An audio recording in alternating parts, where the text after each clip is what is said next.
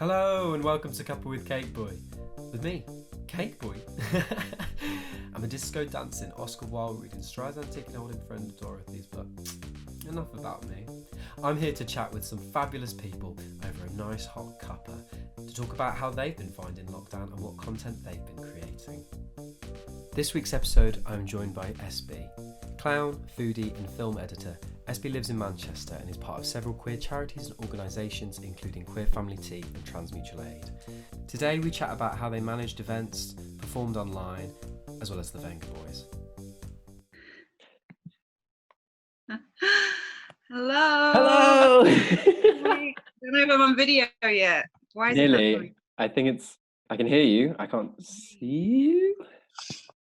I want to put this somewhere. Hey, there we go. Oh, lovely. Hello. Let's start off. Welcome to Cuppa with Cake Boi. Woo! I'm joined by the lovely SB. What's your cuppa today? What have you brought with you? So I brought a cold coffee with loads of oat milk and cinnamon because Yes! you always need that energy at 6 o'clock at night. I was thinking I could bring a herb. No, I drink coffee most times, more drinks out of anything in the day. So I thought if I brought any herbal tea, I'd just be lying to you. I do drink non-caffeinated tea, but currently I am high on caffeine. I appreciate the honesty, and I can also, I've just put my jumper cord in that. I don't know if you've seen, but it's exactly the same. It is a cold cup of coffee with some honey in, and Happy sadly days. it's, And you're on the rim. yeah, it's cow milk though, I'm afraid. Don't worry about it. Sweet taste of caffeine. Is your tash real? Tell me. No, it's not. It is. I can wipe it off. I know. Do you think, is it a look? I don't know. I did one of them Instagram filters and it gave me like a full beard and like mustache. And I was like, wow. Like that was like a. I was gonna say there is an Instagram filter that looks like you right now. Is that where the look came from? Maybe, Because Leo's Oh, is it the one that I think I saw it on Leo's Instagram story. It's the one with like the slit in the eyebrow. Yeah, no, it is. Yeah. I asked SB to give some context to who are Queer Family Tea. I mean, Queer Family Tea, it was around the kind of creating a common space to eat together and it really being a sober space. So it kind of started in people's homes and they would just cook and invite queers on a Thursday. And then it was really like a few people who just wanted that to be open to everyone and do it more in a public space. So we worked with Partisan. They had a building in Cheetham Hill and then we would host a Thursday meal and it's very DIY. It's very do what you can. We would always have it as a vegan, gluten-free, as standard, so that hopefully that kind of creates it, anyone can come and eat with us, and it was always pay as you feel, so it was never that you had to pay. And I think it was just that knowledge of there's not that many queer spaces where you don't have to have money to show up and you don't have to be drinking, and it is about sharing interests and stuff over food. And then they would do performance nights, because recognizing that quite a lot of the queer community are also into putting on performances and shows and expressing themselves different ways creatively. So they would Queer Family Tea would put on I think it was quarterly a performance special, and it was usually around the holidays, and again it's just a reason for us all to get together and to kind of celebrate queer art, queer spaces, really DIY queer spaces. Sometimes there was barely any lighting on the stage. So it was one of those, we've come from the place of let's just do it rather than trying to make it a perfect thing, I felt, and I think that's a bit of the charm of it. I hope. No, I completely agree. Yeah, it was Partisan's a really amazing building. I remember when I first rocked up, being a bit sort of because like you say, it's on this massive main road. It's this beautiful big building, and it's something very different on the bottom, and then you have to go up the stairs. And I remember being in this really big space. There's all these amazing these big paper mache suns and moons all over the wall, and then just this little group of queers huddled in the corner on this big cooking pot. It's like you say, it has such a charm. When did you join Queer Family Tea? When did you start participating, taking part? When they I went to one of the, like, you know, in someone's house kind of events. I'd kind of, So they didn't like, start in Partisan. no, yeah. So it started. I mean, Carl is one of the people that had to kind of created that space in his house, and then I've been to one of those because I just met, like, I met Laurie really randomly at a Pride. Superbia had done an event at the old corner house kind of built MMU building. And it's just one of those, you know, where you kind of meet someone and you meet another person, you meet another person, another, and it was just like the real, I don't know, yeah, community feel of actually, yeah, we're all here trying to make something, create art in whatever way that we can. Not a lot of us have that much money, but we do have that, you know, desire and want to support each other as well. So I was already sort of, you know, doing some film stuff with Laurie and Carl, and then so found out about when we went to Partisan. I think it was September last year, so it's only a year old, just past a year old. And then by December I did my first performance. So I had I tried to, I'd put myself down for the October one, the Halloween one, and then I had a bit of a panic attack and got really anxious because I've never done any sort of stage stuff before. And I suppose that for me as well is why I wanted to do it at Queer Family Tea, because it is a platform for people first time doing anything. So it's like, yeah, you're, you know, supported by your queer family at that show. So it was really important for me, I felt, to do that first ever, like, anything on stage, any drag sort of performance through Queer Family Tea. So I did that in December last year, but it really only kind of started September. September. And then I got involved in cooking and stuff as well. So it was, yeah, it is a real, like, yeah, if you want to get involved as someone in the community, then we're open for people's, like, different ideas and influences and stuff like that as well. So it's always been a bit of a, you know, come along and get involved and do what you can. So that kind of, yeah, really opened up that opportunity for me. Turning Queer Family Tea into an online space, how was that initial change for you personally? So it's kind of like, yeah, someone just said, should we meet on Zoom instead? I'd never heard of Zoom, like, Don't think anyone had. I think we were all like, what? yeah, I mean, I've definitely heard of, like, Zoom being used for, like, yeah, different reasons before lockdown, but then now it's kind of actually, yeah, come into a household, like, it's just as common as Googling, isn't it? Like, in a Zoom, like, the verb to do that. But yeah, so someone offered to kind of set up the calls, and then we just decided to carry it on. And I think that's something that we're, I suppose, having to, like, discuss again now. Is like, do we want to carry on doing, because we were doing weekly calls, just, you know, because we did weekly meals. Let's just do weekly calls and just hold space for people to come in, chat about their week, celebrate something, you know, if something's happened that they want support over, they can chat about that. And it was just a bit of like, yeah, let's open the space and it's there. And then we have done some really great things in terms of, like, activities. So we did some zine workshops, we've done quite a few live drawing sessions. I can't think off the top of my head, but yeah, basically, like, trying to come together and do activity. Yeah, like, quite a few protest-based stuff. So, like, organising, designing banners, and yeah, attending, like, supporting people to attend protests in a safe way. For some people, it's been a lot easier. Like, we've felt that at the beginning, there's quite a lot of people that never joined Queer Family Tea in person, and they would tell us that, you know, we managed to find that you're doing online stuff, and actually that has been accessible for us to either arrive on our own, because I think that's a big thing. If you don't know anyone at Queer Family Tea, to travel all the way to town in Cheetham Hill is a long way to go on your own, and then not know anyone when you're there. So, like, I can totally feel that those people who maybe had no one to go with could join online on their own, or just, yeah, the right certain time and things like that. Like, people found it a little bit easier to join online, but then also people really don't like Zoom. So there's been a lot of people that we haven't seen, and it is just that, like, we as organisers now need to work out what's best for everyone and what do people want, because obviously it is great that it removes some barriers, but there's also barriers by having a Zoom call as you're socializing, because it isn't the same, you know what I mean? Like, everyone, I think, I've heard of using the phrase Zoom fatigue, and I totally get that. It's real. Like, we are not getting the full range of like emotional and social connection that we do in person. So I can totally understand why people maybe don't feel like Zoom's the place that they need in their life right now.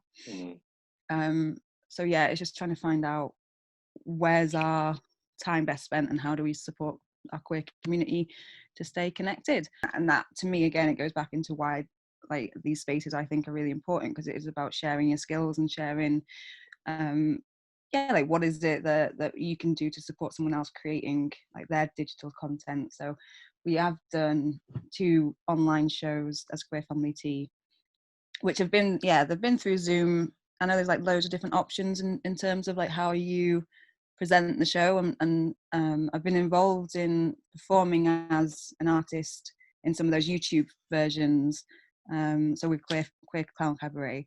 And then a little bit differently, we wanted to do it that Queer Family Tea ones were on Zoom, so that there was a little bit of that ability to engage if you wanted to, because we kind of know that it is, I mean, it's totally a different experience as a person watching like art through a screen, and I think sometimes there's a niceness when you are able to kind of unmute yourself and cheer and chat and all the comment section stuff and all of that as well. So yeah, we've always done it that we keep it on Zoom and then try and engage and interact with people, and that's the space for them as well. If they wanted to be on camera, if they wanted to say anything, like they are there, because I think that's something that maybe those people who are outgoing and like, you know what I mean, like eccentric, they want to be in a place and viewed and all of that. And I think Zoom in a way does give you the option to either hide yourself, which is totally acceptable, like not everyone wants to be on camera whilst watching the show, but also gives you that option as well. So that's why we made that decision, and we're seeing how that goes. Yeah, I think the cabarets that I've watched by you guys have been fab, because there's been that after bit, if that makes sense, like, because there's nothing worse with YouTube where it finishes and it's like, okay, screen down, get on with my life. Well, with the Zoom, there's a little bit of like, I know you have like DJing after, and that's just really nice, because that's what you do in normal life, is you'd go have a drink or you'd have a dance or you'd at least chat to people like, oh, well done and stuff. And with the Zoom, you're able to do that, especially with the chat function.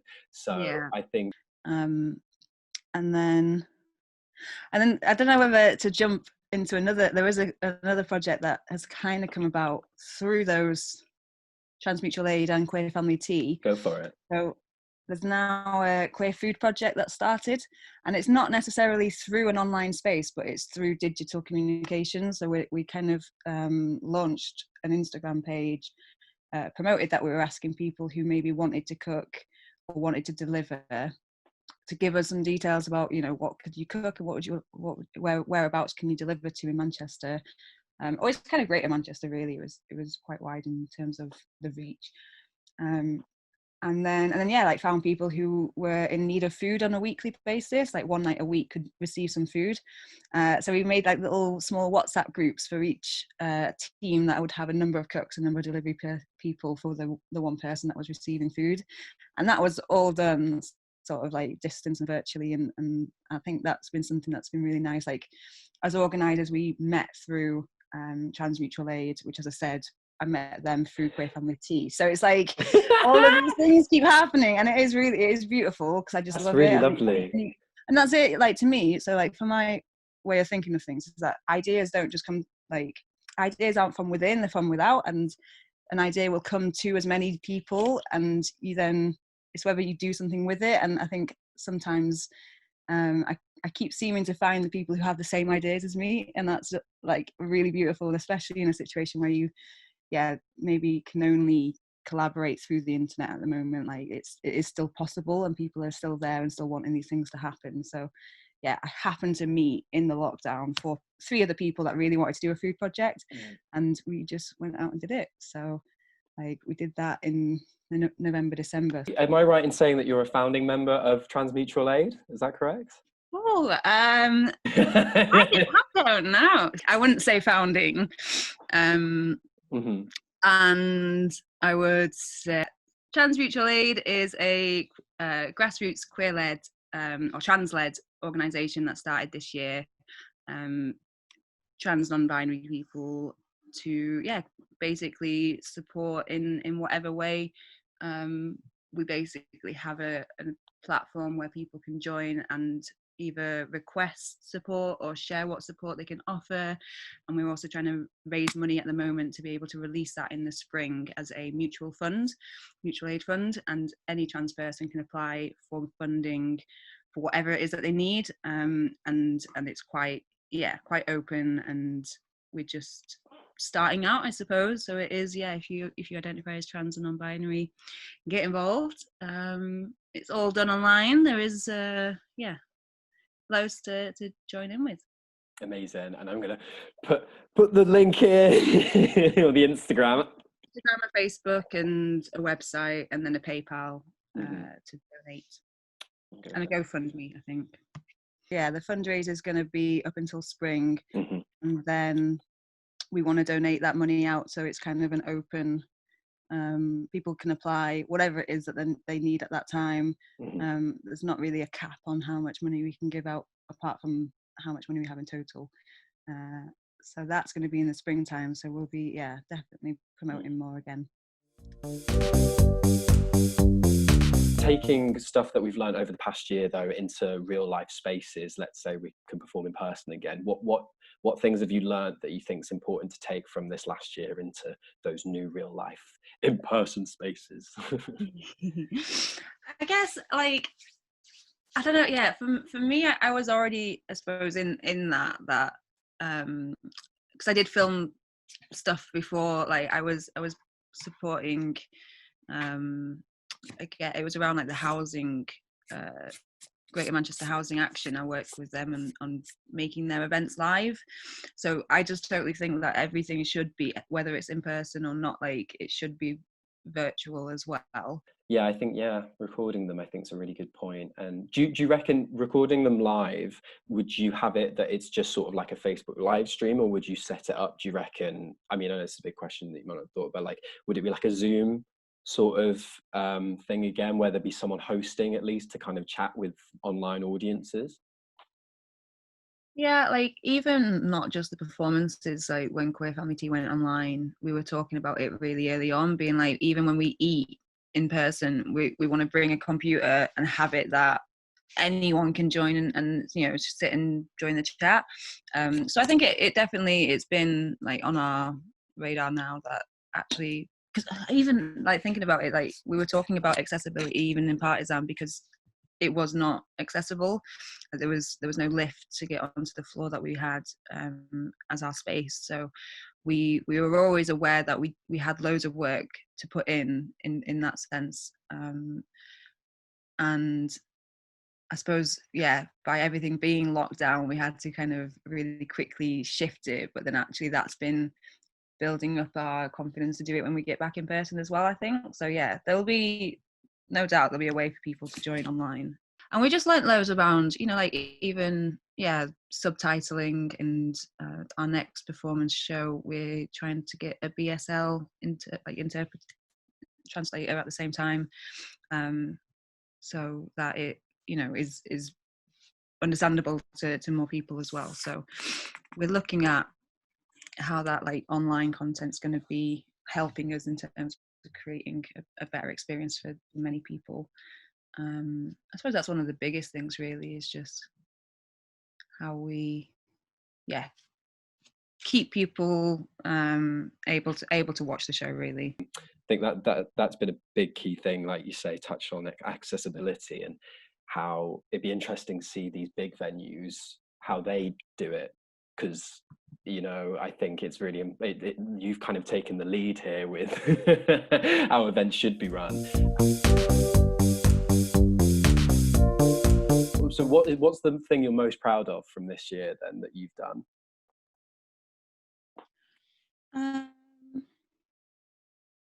I don't know, because you do know. I was gonna say, because the food thing for me was like incredible, just by having like a really small group of people on WhatsApp. Like food was get delivered, and I can't remember like off the top of my head the amount of people we fed, but I think it was like just a real like 3 weeks of a food pilot, and like, I don't know, a few hundred people were fed. So we were like, that was really cool. Like That's amazing. that So was amazing. yeah, literally, let's get this pilot done. And so now we're going through all that kind of like, how did it go and what can we do next, and loads of people have got ideas. So that's been really nice in terms of like setting that up and hopefully that having momentum. But yeah, well, I don't know. Yeah, we raised £160 on our cabaret for Trans Mutual Aid. So I suppose that cabaret was like one of my highlights. And yeah, I did want to do so much more, because I do the editing of like the performance film that gets screen shared, and there was like all these little scenes that I'd added, and then we were chatting about it, and we're like, actually, let's just keep it simple, and like, you know, when the film ends, it goes to Laurie to host, and then back to a film. But when I do edit it for the like website or whatever, I'm going to add all those things back in. So like there'll be like an actual like flowing film. But yeah, I don't know, it is just stuff like that, I suppose. Yeah, like seeing how collaborations can happen and people can come together, and we raised, you know, a pretty decent amount of money, so that was really good. To me as well, I've always wanted to, like, I suppose that I've always felt like sometimes, like now I feel like there is people to watch my stuff, and before, when I was making films, I never really knew what to do with them, and like I have a really random YouTube channel that I've never really pushed and promoted, but actually having the online event spaces and like putting my work in places, even as me as a personal artist, like that has been something that's really like encouraged me to show my work as stuff as well. So I just think, yeah, like having, even if it is like an open submission box or whatever, like an email account where people who want to promote stuff, and whether our Instagram's a place for that, or if we start using our website a bit better, like we talked about putting all our shows on the website so people can go there and watch the previous cabarets and stuff like that. So yeah, like really creating that virtual world, I suppose, for queer content as well, because I think it's amazing like what people have been doing and the skills everyone's been learning and sharing and stuff as well. So I think just more of that I would love to see. That's such a good point about not knowing where to sort of put your art, like before sort of this past year. Like I remember being like a little queer closeted kid and using Tumblr for a lot of ways to express myself, was this anonymous blog site where I'd reblog artsy posts and put up stuff that I'd edited or whatever. And yeah, that's a really good point. I suppose I remember for a while not knowing, even a few years ago, where to kind of showcase stuff that I'd done, even if it was just like, I remember like experimenting with photography for a while and always being like, I don't want to post it to my Instagram because that's my main, and there's like people on there, I'm worried they'll like not see it the way I am, and just whatever. And yeah, I suppose this past year has really given, has created that, like you say, virtual online queer world where we are able to sort of put stuff quite freely and celebrate it, and to allow yourself to be messy and allow yourself to make mistakes, because the wonderful thing about a film is you can edit those things out. That's why I had to start, you know what I mean? That's why I had to start on a stage, because I was so like, I can't start for the sake of, you know, thinking that the edit's going to get, you know, whatever, but you can't edit a stage performance. You just have that is it now. And that's why I had to start there, in that way of like, right, okay, even if I didn't rehearse it, I just had to do something, and I did it, and now I'm all right, like I didn't die. So yeah, like that's, you know, I had to flip that. I was like, actually, film is too many decisions to make. Like, No, that's so true, actually. Yeah, I didn't think about that, and just having to do it. Like I'm always starting an edit and never finishing it. So I think like the amount of decisions that you need to make to finish an edit overwhelms me completely. So like, I'm surprised I've done anything really. No, same. I found like a video on my phone from like first lockdown, which was like me trying to practice like a number to Dua Lipa, and it's me there with like nothing on but like this Velcro, oh not Velcro, this PVC top, and I'm there like and it's like I never finished it. Thank God I did it, but it was just so weird to watch me in that. You could overlay some stuff. You could chop it up. You know what I mean? Like, it could still work. Like, Maybe I should bring it out. I might just post it. If you could be listening to any song and be in any venue right now, what would the venue be and what song would it be?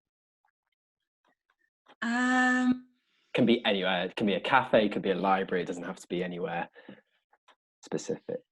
So, for some reason, I always think the best queer nights are in a basement. But it'd probably be, the basement of Partisan, maybe Fatty Acid's on. And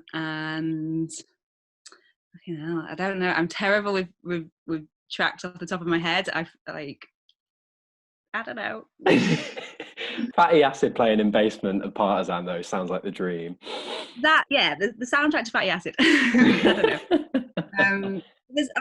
To me, like sometimes, like some of these queer nights, you hear, like, I feel like I hear the soundtrack to my, like, repressed is the right word, isn't it? My repressed sexual not childhood, but like, younger years, where it's just like all of these songs that like get played, it just have these like little queer memories that now you'd look back on them and you're like, actually, I really was like just too scared to come out. Like, what is it? Like, you're like dancing around this sweaty basement with all these queer people in Manchester, and it's like, it makes sense now.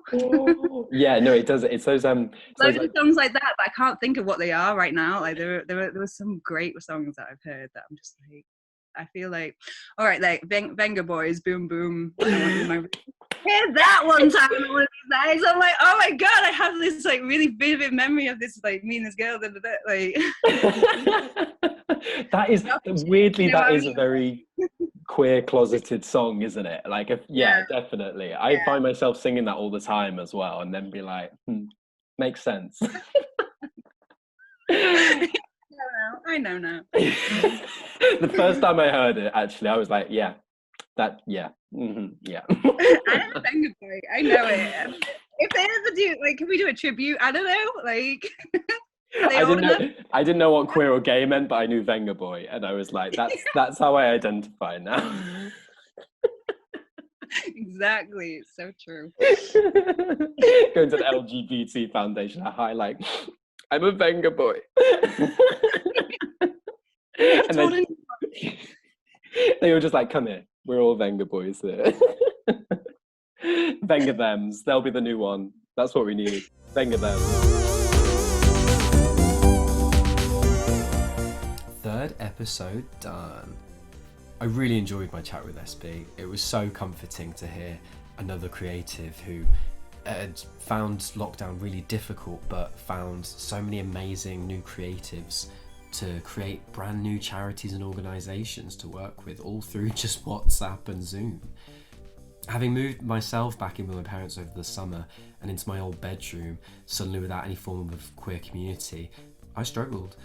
It was Queer Family T's resilience to keep in touch through weekly Zoom calls that allowed me to access a whole new queer community based in Manchester that previously I had not been able to access.